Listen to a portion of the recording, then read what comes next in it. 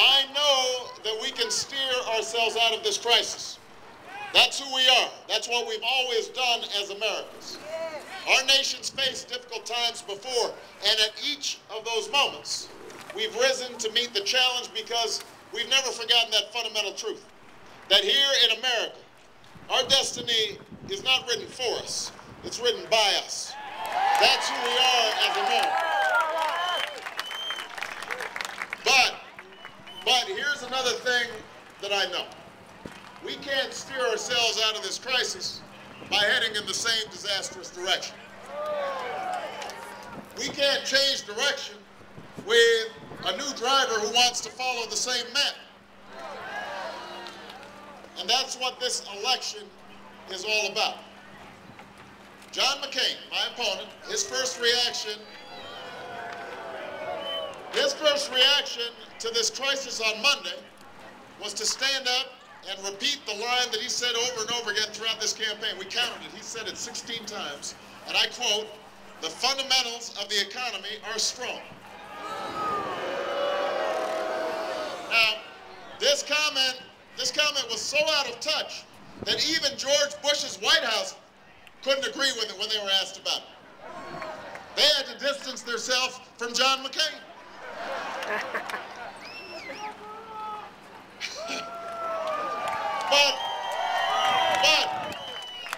But the truth is, John McCain's attitude is nothing new. It reflects the same economic philosophy that he's held for 26 years, all the time that he's been in Washington. It's the same philosophy he shares with George Bush. It's the philosophy that says we should give more and more to those with the most and hope that prosperity trickles down like rain on top of us. It's the philosophy that says even common sense regulations are unnecessary and unwise. We can't mess with the marketplace. It's a philosophy that lets Washington lobbyists shred consumer protections and distort our economy so it works for the special interests instead of working people. That's the philosophy John McCain believes in. He's always believed in it. He's spent decades in Washington talking about it, supporting financial institutions who have promoted this philosophy instead of their customers. Phil Gramm, one of the leading architects of deregulation in Washington that led directly to this mess on Wall Street, also happens to be the architect of John McCain's economic plan. There was talk that John McCain wanted to put him in charge of the Treasury Department if John McCain was elected.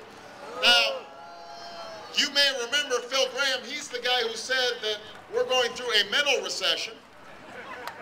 It's all in your head. And he's also the same man who called, who called the United States of America a nation of whiners. That's who John McCain listens to. He's consistently opposed the sorts of common sense regulations that might have set out some rules for the road for these financial institutions and lessened the current crisis. When I was warning about the danger ahead on Wall Street months ago because of the lack of oversight, Senator McCain was telling the Wall Street Journal, and I quote, "I am always for less regulation." This is what he said just a few months ago.